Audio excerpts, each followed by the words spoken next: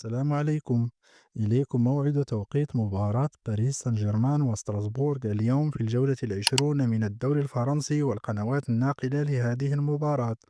ويحتل باريس سان جيرمان المركز الثاني في ترتيب الدوري الفرنسي برصيد 45 نقطة، بينما يحتل ستراسبورغ المركز السابع برصيد 30 نقطة. وسيحتضن ستاد دولامينو هذا اللقاء بين باريس سان جيرمان وستراسبورغ اليوم الأحد 1 فبراير 2026 في تمام الساعة 9:45 مساء بتوقيت المغرب والجزائر وتونس، 10:45 مساء بتوقيت مصر، 11:00 مساء و45 دقيقة بتوقيت مكة المكرمة.